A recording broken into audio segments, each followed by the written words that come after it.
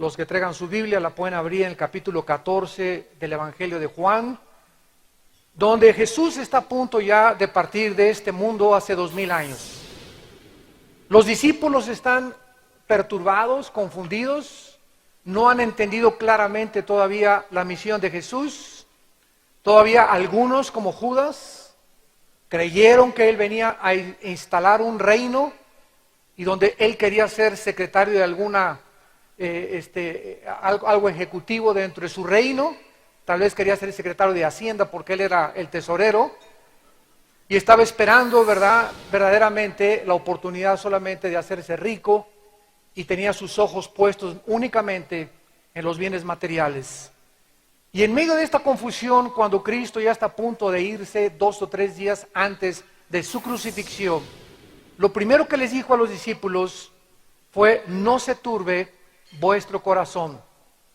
Creed en Dios, crean también en mí. En la casa de mi Padre muchas moradas hay. Si así no fuera, yo os lo hubiera dicho. Voy pues a preparar lugar para vosotros, y si me fuere y os preparare el lugar, vendré otra vez, y os tomaré a mí mismo, para que donde yo estoy, ustedes también estén. Notemos que en primer lugar, lo primero que Jesucristo nos dice a nosotros, esta generación 2000 años después, es: no permitan que nada les robe su paz, su tranquilidad, su esperanza, su seguridad que les he venido a traer. Que el dólar va a subir, que el petróleo va a caer, que va a haber guerra en el Medio Oriente. Ningún acontecimiento en el mundo a nuestro alrededor es lo suficientemente poderoso para robar y sacar de nuestra vida la paz. Esa paz que Jesucristo dijo: mi paz les dejo, mi paz les doy. No se turbe vuestro corazón, yo he vencido al mundo. Y ahora es increíble que tanto la clínica Mayo en Rochester, como el hospital Hopkins en Estados Unidos, como 2 hospitales de Inglaterra y uno de Francia, en la revista Medical Journal Medicine, acaban de los 4 hospitales de decir que efectivamente el 80% de las enfermedades, tanto físicas, mentales como espirituales, tienen su origen, el 80%, en el estrés. ¿De qué forma tan impresionante el estrés, ese estado de ansiedad interno, de preocupación, de odio, de rencor, de perturbación interna, de ansiedad, que lleva al mundo, como en España, a ser la nación más grande en consumo de pastillas antidepresivas? Llega a España a ser la nación más grande en el mundo en abortos y en divorcios. Se están vendiendo miles de billones de pastillas antidepresivas en el mundo como el negocio más grande que hay en el siglo XXI. Está el mundo lleno de ansiedad. Nadie sabe qué va a pasar, si va a suceder, en dónde invierto mi dinero. Ahora más que nunca están buscando si es petrodólares o si es petrobonos, o si invertir en el oro o en la plata o en la bolsa de valores. El mundo está como nunca desesperado, ansioso, tratando de tener una seguridad financiera para poder tener paz. Y la Biblia dice que Dios deshace como polilla lo más apreciado por el hombre. Jesucristo dijo: si ustedes realmente creen en Dios, crean también en mí. En otras palabras, manténganse creyendo en mí. Y la palabra creer en el original griego significa confiar. Sigan confiando que mis palabras y mis promesas son fieles y verdaderas. Nunca te dejaré, nunca te abandonaré. Estaré con ustedes todos los días hasta el fin del mundo. Estamos aquí pasando como extraterrestres, ahora sí, en este mundo, porque este mundo no es de nosotros. Estamos como peregrinos, dice la Biblia, visitando este mundo, fortaleciéndonos de alguna forma y desarrollando el carácter para prepararnos para la otra vida. Pero si Jesucristo no hubiera resucitado, no habría esperanza para ninguno de nosotros. En el capítulo 16 de Juan, Jesucristo compara la vida del cristiano con un bebé en el vientre de su madre. Y dice Juan 16, versículo 20: de cierto les digo, ya se está despidiendo de sus discípulos.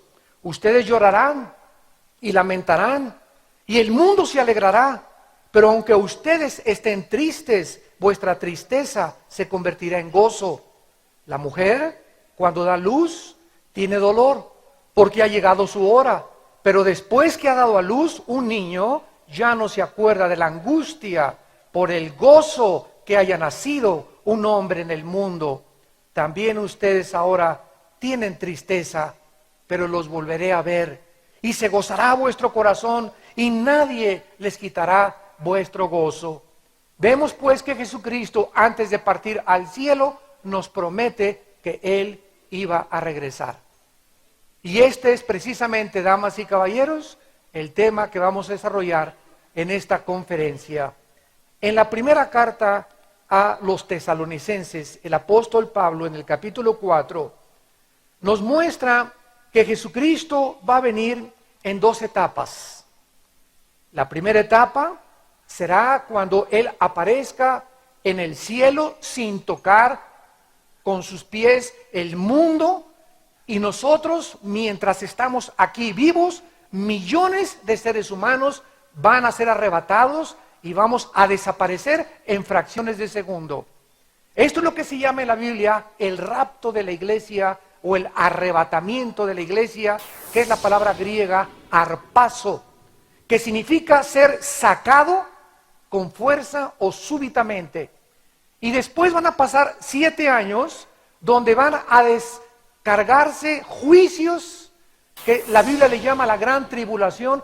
Ojalá que muchos de ustedes no se queden para ese tiempo tan terrible que viene sobre el mundo, donde la Biblia dice en el Apocalipsis que los meteoros van a comenzar a caer, todas las costas van a ser inundadas por tsunamis, los hombres pedirán morir y no van a poder, desfalleciendo los hombres por las cosas tan tremendas y alarmantes que sucederán, señales en la luna, en el cielo, en las estrellas. Todas estas cosas serán los juicios de Dios contra un mundo que, como dijo hace 4 días que se murió el presidente de los ateos en Europa, Christopher Hitchens, que murió de cáncer, dijo: aunque yo estuviera muriéndome, esto lo dijo 4 días antes de morir, yo no creería jamás en Dios, porque es el fraude más grande creer en Dios.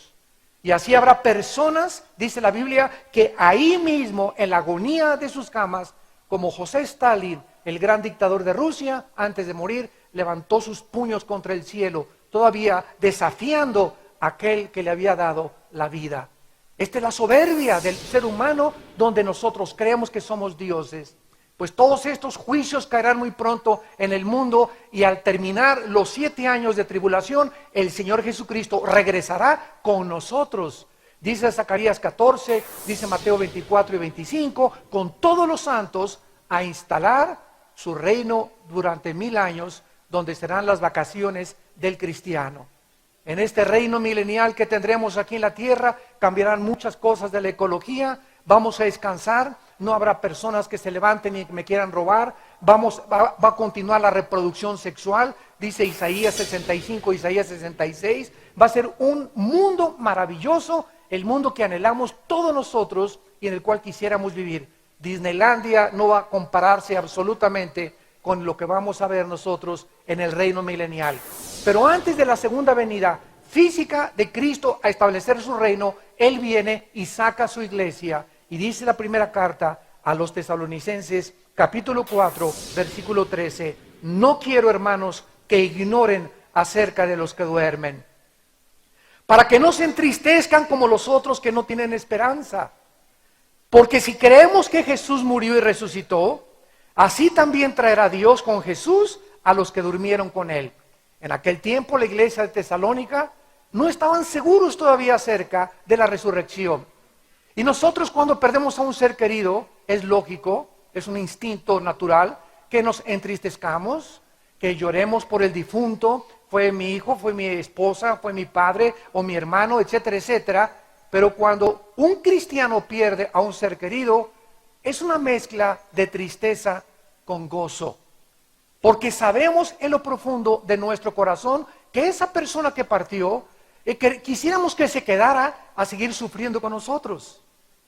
Quisiéramos que se quedara en este mundo cruel en el cual vivimos y que siguiera padeciendo ansiedad y preocupaciones, cuando esa persona que ha partido ha sido hecha libre totalmente, ha salido de su cuerpo y está en un mundo maravilloso, inimaginable, más que descrito en la palabra de Dios, en el cual nosotros algún día vamos a vivir. Por eso Cristo quería que nosotros tuviéramos esta esperanza, que no creyéramos que esta vida lo es todo. Nos está inspirando una vida absolutamente distinta a la que hemos atravesado en este mundo. Entonces Cristo dice, no quiero que se entristezcan como los que no tienen esperanza, que hay personas que tienen 5 años vestidas de negro, con un luto de 10 años, y llore y llore y llore a la persona, vente a sufrir otra vez con nosotros, bájate donde estás, ¿verdad? Es realmente lo que le están diciendo. Cuando el cristiano sabe, lloramos porque no va a estar con nosotros y vamos a perder su compañía. Pero el cristiano tiene ese sentimiento, esa esperanza. Mi hermano, mi hijo, mi esposa está en un mucho mejor lugar. ¿Y por qué voy a ser yo tan envidioso de querer que regrese otra vez a seguir sufriendo conmigo? Gracias, Padre Santo, porque Él no viene a mí, pero nosotros vamos a ellos algún día. Porque los muertos no regresarán con nosotros, nosotros vamos a seguir el camino de toda la vida. Y dice Pablo a continuación, por lo cual les decimos esto, versículo 15, en palabra del Señor, que nosotros que vivimos, que habremos quedado hasta la venida del Señor, no precederemos a los que durmieron, porque el Señor mismo, con voz de mando, con voz de arcángel y con trompeta de Dios, descenderá del cielo y los muertos en Cristo resucitarán primero. En otras palabras, la Biblia dice que somos espíritu, que tenemos un alma y que vivimos dentro de un cuerpo. Somos espíritu, tenemos un alma, vivimos dentro de una botella, dentro de un envase, dentro de una casa temporal que de acuerdo a la ley de la entropía, hay un desgaste celular todos los días y cada vez estamos muriendo, envejeciendo desde que nacemos. Sin embargo, dice la Biblia que cuando una persona se muere, su cuerpo es enterrado o es cremado, no importa lo que le hagan a tu cuerpo o al cuerpo de tu difunto, pero el alma y el espíritu salen hacia arriba si tú eres cristiano y mueres en Cristo a la presencia de Dios. Otra vez, tu cuerpo se queda en la tumba, tu alma y tu espíritu, Génesis 35 y Génesis 37, sube a la presencia de Dios. Cuando Cristo regrese, Él va a traer tu cuerpo y tu espíritu, y tu cuerpo que está aquí abajo en la tumba, aunque estés en el mar, aunque te hayan cremado, aunque te hayan hecho polvo, el ADN, el código genético, donde está nuestra verdadera personalidad, y a través de la cual nosotros fuimos desarrollados, es lo que se va a levantar y Dios va a formar un nuevo cuerpo, vas a ser tú y voy a ser yo, y en el aire nos vamos a juntar con nuestro espíritu y con nuestra alma. El cuerpo que se levantará será resucitado, glorificado, y nos uniremos con Cristo para siempre, para subir al cielo a las bodas del Cordero, donde Dios está preparando un gran banquete para todos aquellos que fueron sus hijos. Pero si nosotros, hagan de cuenta que regresa Cristo hoy a las 4 de la tarde, y todos los muertos que murieron antes que nosotros en Cristo resucitan con Él, nosotros tal vez seamos la primera generación que no vamos a gustar lo que es la muerte. En segundos, dice la Biblia, vamos a desaparecer. Versículo 17, los que vivimos, los que hayamos quedado, o sea, los que estemos vivos, cuando Cristo venga a llevarse a su iglesia, seremos arrebatados, seremos sacados del mundo. Nadie va a poder ver este suceso invisible, milagroso. Juntamente con ellos nos vamos a juntar con los resucitados en el mundo, y en cuestión de segundos nosotros, que no vamos a gustar la muerte, ojalá que seamos nosotros esa generación, vamos a tener un cuerpo semejante al cuerpo resucitado del Hijo de Dios. Vamos a ver de qué forma la resurrección de los redimidos va a suceder en varias etapas, porque la Biblia habla de varias resurrecciones. En la primera carta a los Corintios, capítulo 15, versículo 22, la Biblia dice estas palabras respecto a la resurrección de los muertos. Porque así como en Adán todos mueren, también en Cristo todos, tanto los malos como los buenos, van a ser vivificados. Tanto los buenos como los malos van a resucitar. Somos criaturas eternas, tanto los buenos como los malos, con la única diferencia, damas y caballeros, en que hay un lugar para aquellos que estuvieron en Cristo y un lugar para aquellos que murieron sin Cristo. Pero todos nosotros, por ser espíritu, no podemos cesar de existir en la eternidad. La palabra muerte no significa cesar de existir, significa separación. Entonces, la muerte eterna o el infierno, como le llama a Jesucristo, es la separación eterna de criaturas y de espíritus humanos que se negaron a aceptar a Cristo y vivirán eternamente separados de su Creador. Dice el versículo 22, porque así como en Adán todos mueren, en Cristo seremos vivificados, pero vean ustedes el orden de la resurrección. Pero cada uno en su debido orden. O sea, Dios ha establecido un orden para los resucitados. Cristo fue el primero en levantarse entre los muertos. Antes de Cristo hubo resurrección. Elías resucitó a un niño, pero volvió a morir. Lázaro fue resucitado, pero volvió a morir también. El primero en haber salido entre los muertos para jamás morir fue el Hijo de Dios. Cuando estuvo exhibido en la cruz del Calvario, Él había prometido que Él era la resurrección y la vida. Dios tenía que bajar del cielo a decirnos que hay alguien que volvió de los muertos y que a través de su resurrección cambió el imperio romano, y el imperio romano no fue vencido por los vikingos o por los bárbaros o por los godos. El imperio romano fue vencido por el mensaje de 12 hombres, los apóstoles, que anunciaron que Cristo había resucitado y le perdieron el miedo a la muerte. Y todos estos cristianos durante el primero y el segundo siglo fueron juntados por los romanos y echados al coliseo romano por Nerón, y les soltaban a las bestias, los hacían teas humanas, los acostaban en el excremento, en el orín, soltaban a los leones, y veían las mamás cómo veían las bestias salvajes a matar y arrancarle la cabeza a sus hijos, y gritaba el César: pero cállenlos, porque están cantando cuando están muriendo, porque ellos sabían en quién habían creído y para ellos el morir era ganancia. Cristo vino a destruir por medio de la muerte al que tenía el imperio de la muerte, esto es, al diablo, para librar a todos nosotros que estábamos por el temor de la muerte, sujetos a ser esclavos del temor de morir. Y cuando una persona entiende esto y tiene la convicción de que Jesús vive en su vida, vives una vida donde puedes decir como Pablo: para mí el vivir es Cristo y el morir es ganancia. Porque estamos esperando, como acaba Apocalipsis: ven Señor Jesús. Yo todos los días le digo: Padre, ven por tu iglesia, no que vengas por mí, ven por tu iglesia. Pero mientras vienes, danos la oportunidad de seguir sacudiendo y dando este mensaje al mundo y diciéndoles a ustedes: arrepiéntanse en esta mañana. Arrepiéntanse de sus pecados. Los juicios de Dios están cayendo sobre el mundo y tú eres un agente moral libre, que eres responsable delante de Dios. No somos animales, no venimos de una selección natural como estableció Carlos Darwin, ni tampoco venimos de la evolución. Somos creados a la imagen y semejanza de Dios, y en esto consiste la dignidad humana, en que somos criaturas hechas a la imagen de Dios. No somos como los animales, ellos tienen alma y tienen cuerpo, nosotros tenemos espíritu.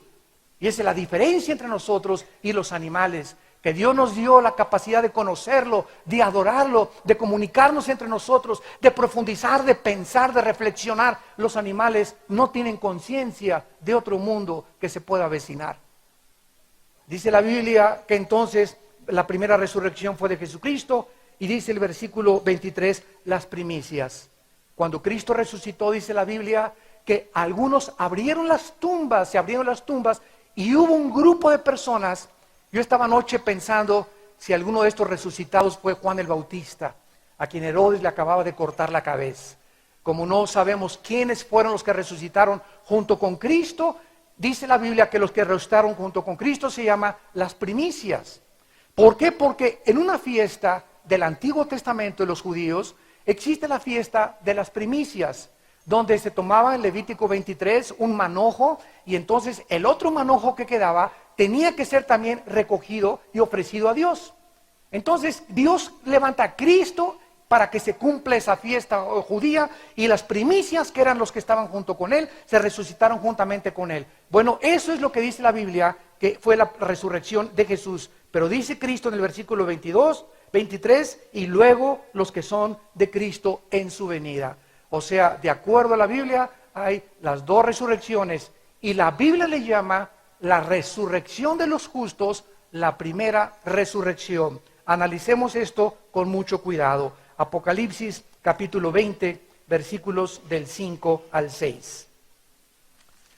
Es muy importante esta secuencia para que podamos entender claramente las resurrecciones, que todas las resurrecciones de los justos, aunque hayan tenido el suceso en diferentes tiempos, se llama la primera resurrección, o la resurrección para poder vivir eternamente con Dios. Dice en Apocalipsis 20, versículo 4, vi tronos. Qué maravilloso que Juan haya tenido esta visión del cielo. Vi tronos. Y Cristo ofreció a todos los que fueran vencedores que nos sentaríamos con Él a gobernar el universo. Juan vio esto, vi tronos, y se sentaron sobre ellos los que recibieron facultad de juzgar. No todos los cristianos vamos a tener un trono. Solamente aquellos que fueron vencedores, aquellos que verdaderamente fueron fieles hasta la muerte, porque en el cielo va a haber diferentes grados, va a haber generales, va a haber tenientes coroneles, va a haber sargentos, va a haber soldados rasos también. Lo mismo que en el infierno. Todos creen que el infierno es un lugar donde todos van a ir amontonados ahí en un pozo. En la Biblia dice que hay diferentes niveles de castigo en la eternidad. ¿Quiénes serán castigados más de acuerdo a Cristo? Aquellos a quienes se les dio más. Porque aquel siervo que no conocía la voluntad de Dios y no se preparó, recibirá menos azotes. Pero aquel siervo que, conociendo la voluntad de su Señor, no se preparó, recibirá más azotes. En otras palabras, todos ustedes que están escuchando recibirán más que cualquiera. Por el simple hecho que hay millones en el mundo que no están escuchando lo que tú estás escuchando. En el momento en que tú escuchas la palabra de Dios, te haces culpable. Porque tú tienes que decidir, tal vez hoy para ti es el día de la decisión, qué vas a hacer con Cristo en tu vida. Y aquellas personas, los inditos, los aucas, los tlaxcaltecas, los jíbaros, en el Amazonas, y millones de personas que nunca oyeron de Cristo, que nunca oyeron de la Biblia, ¿cómo los juzgará Dios? Dice Romanos 2, del 12 al 16, que los va a juzgar por su conciencia. Pero ninguno puede escaparse del juicio de Dios. Así que no pensemos, mi mamá era católica y se fue al cielo, o mi mamá era mormón, o mi papá era ranchero y nunca habló de la Biblia. ¿Dónde está? La Biblia dice, no te preocupes. Dios es un Dios infinitamente sabio y justo para condenar a nadie que no lo merezca. Así que Dios usará la conciencia de aquellos que nunca oyeron de Cristo. No te preocupes por ellos, preocúpate en esta mañana por el bienestar de tu alma. Y dice a continuación Apocalipsis, y vi las almas de los decapitados. El anticristo va a usar la guillotina. Y esto es muy interesante, porque cada vez se aproxima más la teoría de que serán los musulmanes de donde vendrá el anticristo. Y es la única religión que usa la decapitación. Y no estoy hablando de todos, ¿verdad? Estoy hablando de los musulmanes radicales, como los que estrellaron los aviones contra las Torres Gemelas. Dice la Biblia, y vi las almas de los decapitados por causa del testimonio de Jesús y por la palabra de Dios, los que no habían adorado a la bestia, o sea, al anticristo ni a su imagen, y que no recibieron la marca en sus frentes ni en sus manos, y vivieron y reinaron con Cristo 1000 años. Escuchen el versículo 5 y 6. Pero los otros muertos, o sea, aquí estamos ya al final de los 7 años de la gran tribulación. Aquí estamos ya en la parte final, cuando ya viene el juicio de aquellos que no han resucitado en el arrebatamiento. Los otros muertos no volvieron a vivir hasta que se cumplieron 1000 años. Esta es la primera resurrección. Bienaventurado y santo el que tiene parte en la primera resurrección. La segunda muerte es la muerte eterna. No tiene potestad sobre estos, sino que serán sacerdotes de Dios y de Cristo y reinarán con él 1000 años. Vemos pues entonces que la primera resurrección la van a formar en primer lugar los que seamos arrebatados con Cristo y los que seamos transformados. Número 2, los 144,000. En la tribulación va a haber una resurrección. Apocalipsis 14, del 1 al 4, ve Juan a los 144,000 judíos en el cielo. Tal vez fueron muertos por el anticristo, resucitados en la tribulación. En tercer lugar, los 2 testigos. Apocalipsis capítulo 11, del 7 al 12. Estos 2 hombres que van a enfrentarse al anticristo, van a morir en Jerusalén y ante los ojos del mundo van a resucitar. Ya llevamos 3 resurrecciones, el arrebatamiento, los 144,000 y tenemos a los 2 testigos. Y finalmente, en el libro de Daniel, en el Antiguo Testamento, capítulo 12, la Biblia enseña que los santos del Antiguo Testamento resucitarán juntamente al final del milenio. Dice Daniel 12, versículo 2 y 3, perdón. Y muchos de los que duermen en el polvo de la tierra. Damas y caballeros, esto fue escrito hace 2600 años. 2600 años por el profeta Daniel, que estuvo cautivo bajo el rey Nabucodonosor en Babilonia, sirvió al rey Darío en Medo-Persia, que es ahorita Irán, y que durante casi 90 años le fue fiel a Dios. Y dice Daniel, porque del polvo de la tierra serán despertados, unos para vida eterna, aquí está, otros para vergüenza y confusión perpetua. Todos vamos a resucitar con diferente destino. Los entendidos resplandecerán como el resplandor del firmamento, y los que enseñan la justicia a la multitud como las estrellas a perpetua eternidad. Entonces vemos que todas estas 4 resurrecciones que la Biblia habla pertenecen a lo que se llama la primera resurrección, que es la resurrección de los justos, que está dividida en varias etapas. Pero la resurrección de los malos será hasta después del milenio también. Apocalipsis 20, del 11 al 15, donde dice Juan, y vi a los muertos, grandes y pequeños, de pie ante Dios. Este juicio donde muchos de ustedes, Dios quiera que no vayan a estar, estaban de pie ante Dios. En ese momento, damas y caballeros, nadie podrá ser hincado. Ya no te podrás hincar, ya pasó la misericordia de Dios, ya pasó la gracia de Dios. En ese momento vas a estar solamente para escuchar que el Dios que hizo los cielos y la tierra, el Dios y Padre de Abraham, Isaac y Jacob, el Dios y Padre de Jesucristo, el que lo envió a morir hace 2000 años en esa cruz, vas a oír en medio de los ángeles, de los querubines, de los 4 seres vivientes y de los ancianos y de toda la iglesia como jurado, que Dios es justo para que tú puedas separarte eternamente de Él. Y el día que Dios lance al infierno a millones de seres humanos, ninguna persona estará en el infierno que no haya conocido antes el amor de Dios. Porque de tal manera Dios te ama que nos dio a su Hijo unigénito, para que cualquiera de ustedes que en Él crea no se pierda, mas tenga la vida eterna. Dios, antes de juzgarte y de condenarte, te ha abrazado con lazos de amor. Ha muerto en la cruz para decirte, mira cuánto te amo, que en mi lugar yo llevo tus pecados y lo que tú merecías pagar lo pago yo con mi sangre preciosa, para que tú no tengas que pasar el resto de tu vida en la condenación eterna.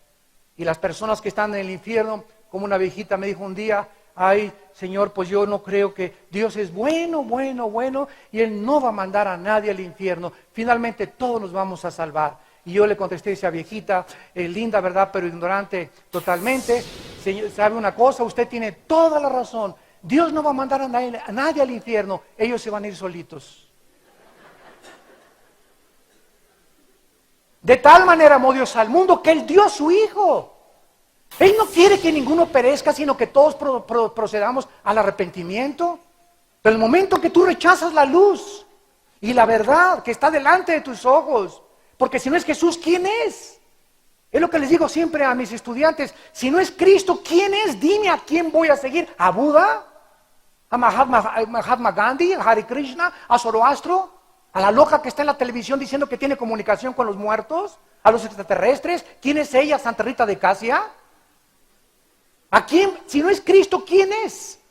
¿Qué hombre ha dividido la historia al grado que se cuente el siglo XXI antes de Cristo y después de Cristo?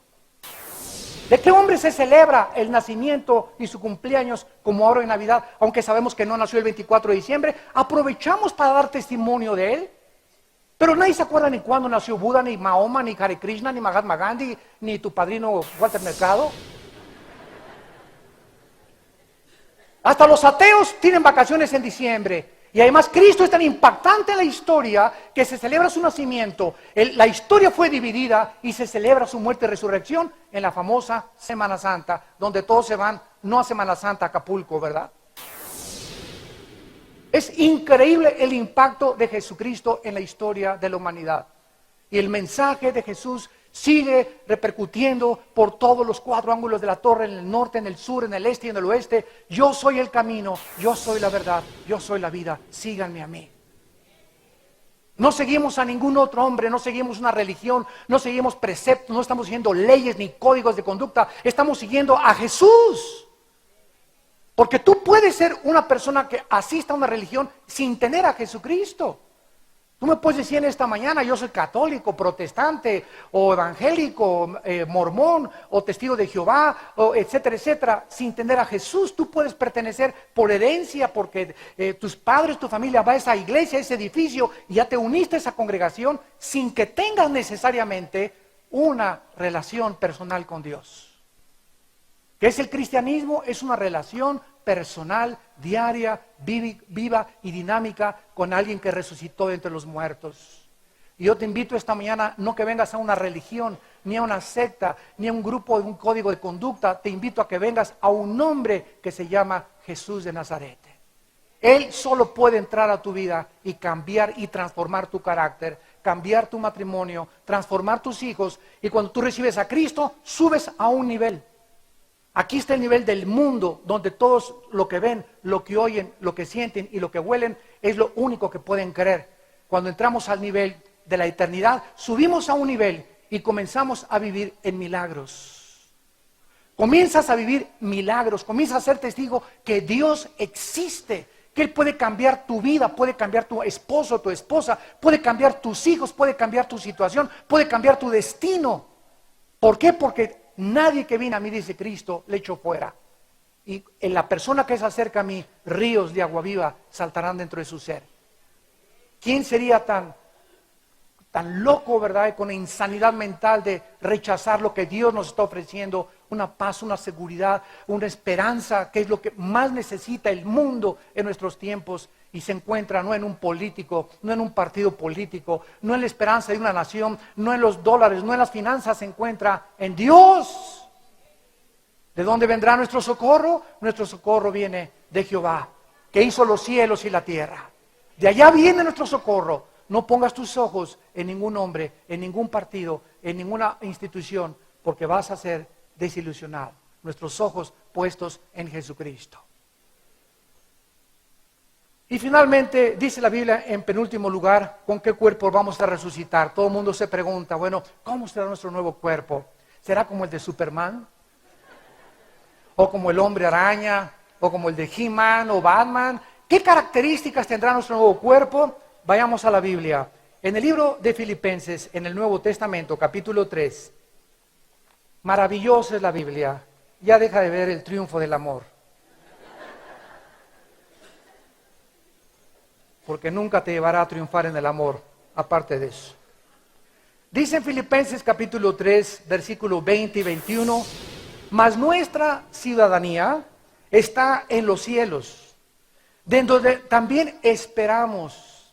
Esa es la vida del cristiano, estamos en una constante esperanza que Cristo puede venir hoy, mañana, y si no viene pasado mañana, el día que tú mueras, y tal vez muchos van a morir hoy, o pasado mañana, el día que tú mueras, te encuentras con Él, como tu juez o como tu Salvador.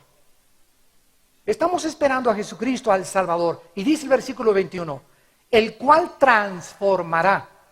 Esta palabra metasechimazo en el griego significa cambiar de forma. Es exactamente la palabra que se usa cuando el cocuyo se adhiere al tronco de un árbol y deja ahí totalmente su antiguo cuerpo y sale volando como una mariposa. Hubo una transformación, de repente salió volando como mariposa. Cuando resucitemos, así vamos así del cuerpo y vamos a comenzar a volar como las águilas. Y este cuerpo, dice la Biblia, que era de la humillación nuestra mientras estamos aquí, va a ser semejante, escuchen, al cuerpo de la gloria suya, por el poder con el cual puede también sujetar a sí mismo todas las cosas. Muy bien, la Biblia enseña, damas y caballeros, que nuestro cuerpo será exactamente igual, con las mismas características que tendrá el cuerpo de Cristo cuando resucitó. Vamos a comparar estas características. Número 1, el cuerpo de Cristo cuando resucitó no tenía sangre. Ahorita, dice Levítico 17:11, antes de que se descubriera la circulación de la sangre, la vida de la carne está en la sangre. La Biblia tiene datos científicos más antiguos y más modernos que el periódico y la ciencia de mañana en la mañana. Antes de que se descubriera la circulación de la sangre, dice Hechos 17, el apóstol Pablo, de una sangre nos ha hecho a todos los seres humanos, negros, amarillos y anglosajones. Somos seres humanos. El día que te necesitas una transfusión de sangre, dile a tu maestro que cree que venimos de chita que te haga la transfusión de un chango. Y jamás será compatible la sangre de un animal con la sangre humana. Aunque tengamos RH positivo, RH negativo, sangre universal, es sangre humana. No somos una especie subhumana. Entonces nuestros nuevos cuerpos ya no van a estar regidos por una circulación sanguínea. En segundo lugar, en Lucas capítulo 24, Cristo ya resucitado, este pasaje es precioso, se les aparece a los discípulos que todavía estaban confundidos de si era Cristo el que había resucitado o no era Cristo. Lucas 24, versículo 36, y dice la Biblia, mientras ellos aún hablaban de estas cosas, repito, Cristo aquí ya resucitó, Jesús se pone en medio de ellos y les dice, paz a ustedes, shalom, shalem en el hebreo. Ten paz, ten tranquilidad, ten cuidado, confía en mí, todo está bien. Si tienes preocupaciones que no se van a arreglar, ¿para qué te preocupes si no se pueden arreglar? Y si tienes preocupaciones que se pueden arreglar, ¿para qué te preocupas si se van a arreglar? Tan sencillo como eso, ¿verdad? Paz a nosotros. Dios quiere que tengamos un estado de paz. Que mi hija se fue a las 3 de la mañana y antes de que regrese te van a internar a ti en el psiquiátrico. El estado emocional en el que nosotros caemos, sobre todo cuando es una angustia y una depresión crónica, es cuando nosotros vivimos en la incredulidad. Porque estamos atribulados en todo, pero no angustiados. Perseguidos, mas no desamparados. Destruidos, mas caídos, pero no destruidos. Y aunque el justo cayere, Dios lo volverá a levantar. Así que lo primero que tienes que entender es eso. Mientras no tengas paz, no puedes discernir la voz del Espíritu de Dios. La paz es imprescindible para poder comunicarnos con Dios, porque Él es el Dios de paz. Yo tengo que estar en paz conmigo mismo, con mis emociones, con mis pensamientos, para poder abrir la Biblia y entender la Biblia y tener comunión con Él a través de la oración. Si yo no tengo paz y mi vida está en ansiedad y llena de angustia y preocupación e incredulidad, bloqueo totalmente la voz del Espíritu de Dios a mi espíritu. Cristo les dice, tranquilos. Entonces, espantados y atemorizados, pensaban que veían espíritu, pero Él les dijo, ¿por qué están turbados y vienen a vuestro corazón estos pensamientos? Miren mis manos y mis pies, que yo mismo soy. Palpen, vean, porque un espíritu no tiene carne ni huesos, como veis que yo tengo. El cuerpo de Cristo no tenía la carne, la composición material que constituye nuestro cuerpo y que está sujeta a la ley de la entropía. Este cuerpo, este envase, esta casa donde vivimos, diario se está deteriorando, gastando, oxidando, ¿verdad? Echándose a perder, envejeciendo. El corazón late con más esfuerzo cada día, los pulmones también. Todo comienza a desgastarse pero el interior, dice 2 Corintios 4, debe irse renovando de gloria en gloria. Entonces Jesucristo tenía un cuerpo donde no tenía sangre y no estaba formado con la carne con la que nosotros estamos formados actualmente. Y dice la Biblia, y diciendo esto, les mostró las manos y los pies. Y como todavía ellos de gozo no lo creían, qué cabezones, ¿verdad? Estaban maravillados y les dijo, ¿tienen por ahí algún lonche? ¿Tienen algo de comer? Nuestro cuerpo resucitado seguirá ingiriendo alimentos. Vamos a seguir disfrutando la comida, pero nunca con la preocupación ya de engordar. Ni colesterol, porque si no tenemos sangre no podemos tener colesterol. Ni triglicéridos, ni que se nos suba la glucosa. Será un cuerpo perfecto, ¿verdad? El cuerpo que todos soñamos tener.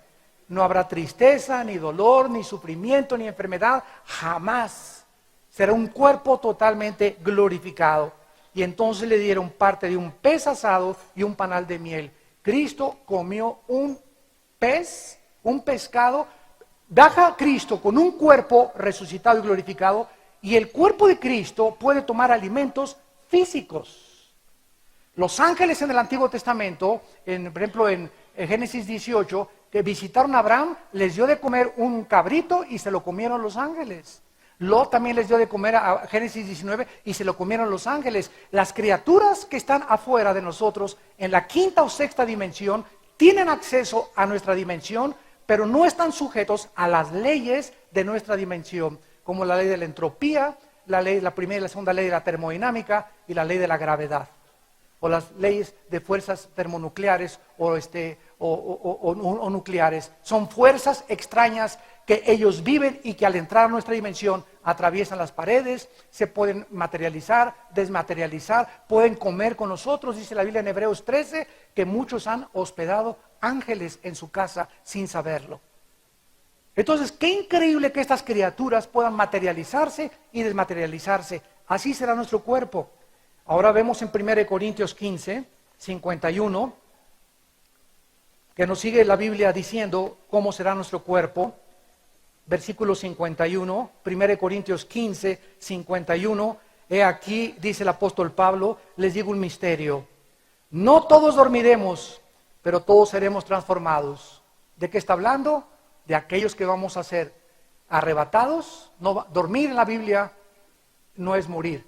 Morir es cesar de existir. La Biblia dice dormir. Entonces, no todos aquellos que están muertos, ¿verdad?, van a ser transformados, pero nosotros vamos a ser transformados en un momento, en un abrir y cerrar de ojos.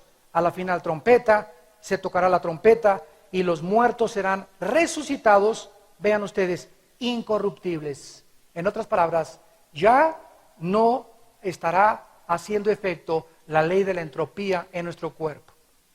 Desde que nacemos comenzamos a morir y con el cuerpo resucitado será un cuerpo no echado a perder jamás. Incorruptible es lo que significa, nunca se volverá a echar a perder nuestro cuerpo y nosotros seremos transformados. Y en último lugar, en Hechos capítulo 1, esto es maravilloso, y aquí entra el famoso Superman, que solamente es una imitación, ¿verdad?, del superhombre.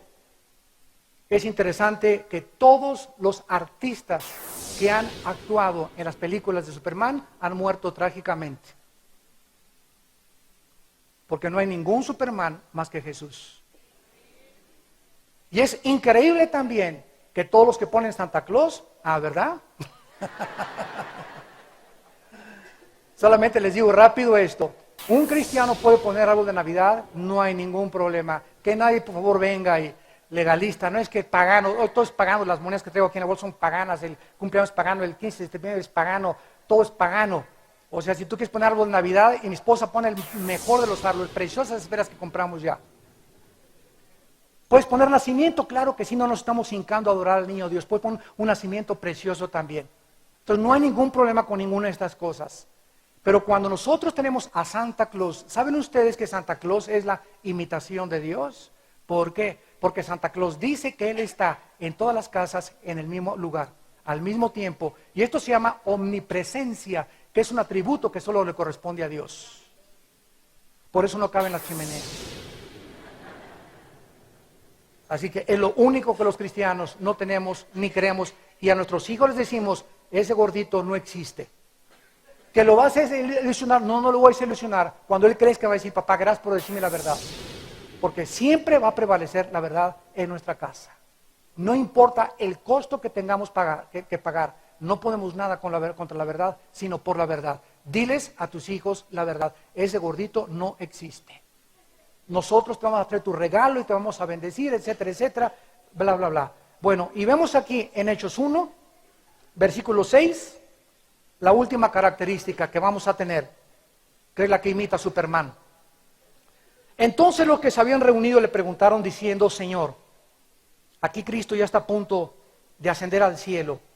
¿Restaurarás el reino de Israel en este tiempo? Y él les dijo, no les toca a ustedes saber la cronología, ni los sazones o los tiempos exactos que el Padre puso en su sola potestad. Pero recibirán poder cuando haya venido sobre ustedes el Espíritu Santo y me serán testigos.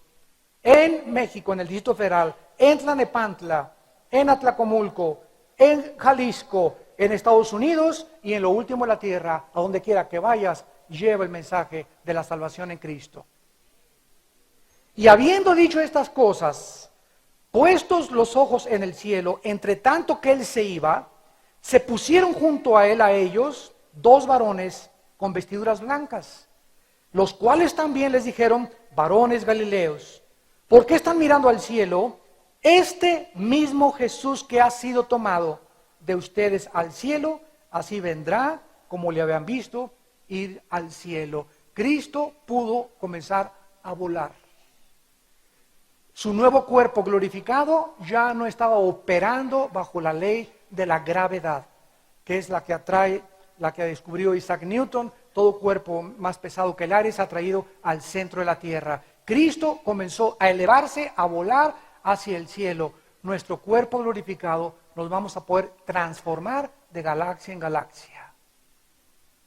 ¿Saben ustedes, para que tengan una idea, ahora que se habla de trillones y de segundos y la nueva partícula neutrino que está rompiendo la teoría de la relatividad de Alberto Einstein, que es más rápido que la velocidad de la luz?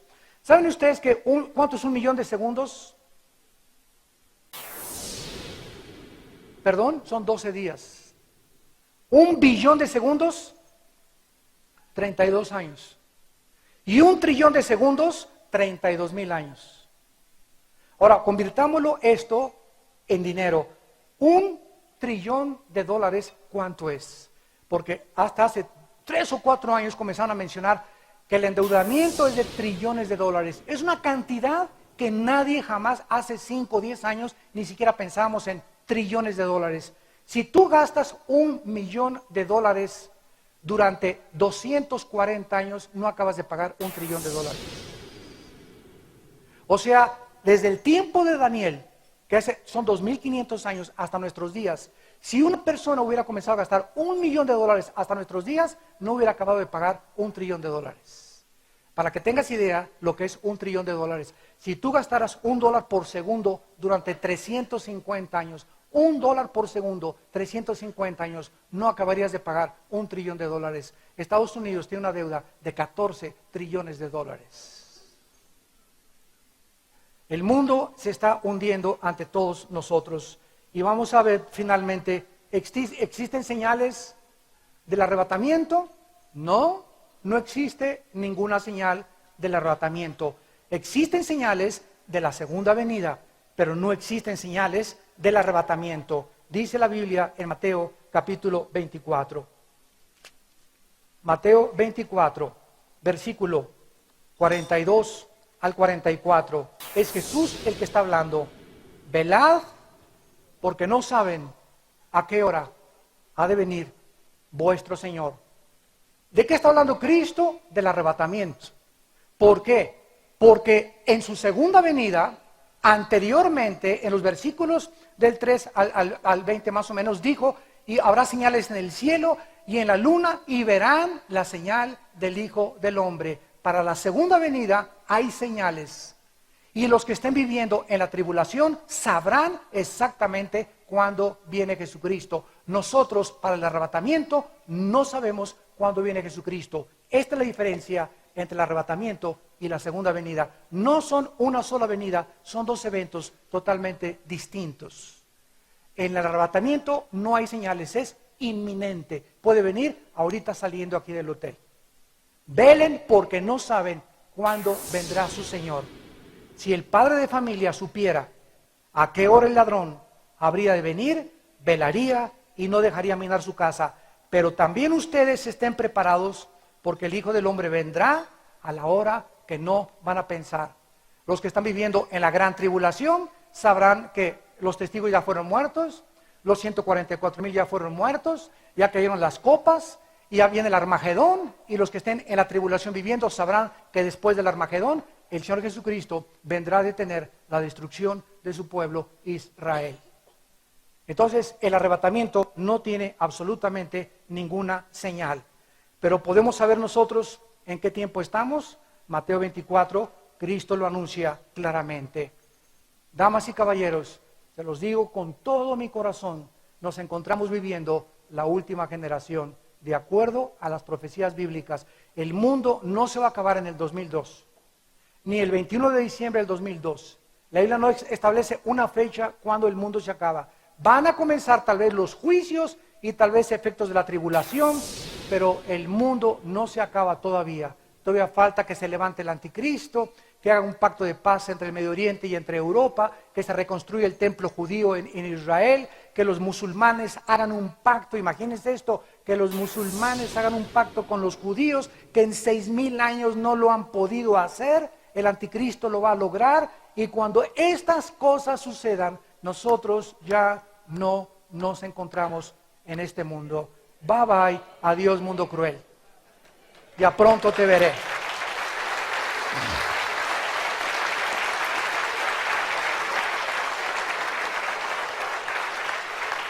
¿Cómo sabemos que estamos en la última generación? Dice Mateo 24, versículo 6, oirán de guerras y rumores de guerras. Miren que no se turben porque es necesario que todo esto acontezca, pero aún no es el fin. Porque se levantará nación contra nación y reino contra reino. Y habrá pestes, hambres y terremotos en diferentes lugares. Y todo esto será principio de dolores. Damas y caballeros, hasta 1914, jamás el mundo había visto una conflagración internacional en la Primera Guerra Mundial. Siempre ha habido guerras, pero nunca se han involucrado la mayor parte de las naciones. En 1939 se inicia la Segunda Guerra Mundial cuando Adolfo Hitler invade Polonia y Checoslovaquia. Y durante la Segunda Guerra Mundial en la Primera Guerra Mundial mueren aproximadamente 75-80 millones de seres humanos. De acuerdo al Instituto para la Paz en Suecia y Estocolmo, desde la Segunda Guerra Mundial hasta el año 2000 han habido más de 378 guerras, revoluciones y golpes de Estado. Las Naciones Unidas no han podido detener las guerras entre nosotros. Y estamos al borde ahorita de que Israel invada a Irán o ataque a Irán, o que al contrario Irán bombardee a Israel, o que se vengan las naciones árabes ahorita contra Israel, ahora que todos los soldados ya fueron sacados de Irak. Irak ya se quedó absolutamente en manos de los musulmanes. Israel está solo por primera vez en la historia, desde el 48 que se independizó como nación. Y ahora la única nación que tiene Israel a su lado es Jordania. Y están a punto de derrocar al rey Hussein de Jordania. Cuando esto suceda, queda aislado totalmente Israel. Y Cristo dijo, cuando veáis a Jerusalén rodeada de ejércitos, sabed que el tiempo es el final. Los terremotos de 1976, de acuerdo al Instituto Sismológico en Boulder, Colorado, desde el 76 al año 2000, se han multiplicado. Siempre ha habido terremotos, nunca al nivel como el de Chile, que cambió el eje de la Tierra 5 centímetros. Como el tsunami que azotó y devastó Japón, es la única nación en el mundo que se había preparado para los terremotos. Qué increíble coincidencia, qué paradoja, que Japón se haya preparado con unas estructuras tremendas y nunca se esperaron que no sería por ahí, vendría por el agua. y arrasó totalmente. No se esperaron la fuga de radioactividad de las plantas nucleares también en Japón, que llegaron hasta Nueva Zelanda y hasta Australia y a las costas de Indonesia y a las costas de las Filipinas y a las costas, hasta Rusia llegó la radioactividad, hasta las costas de California llegó la radioactividad de Japón. Estamos en un mundo en el cual estamos totalmente siendo sacudidos de la noche a la mañana. La semana pasada que estaba yo en Toluca, como a las 8 de la noche, comienza mi casa, yo creí que el tinaco se me caía encima.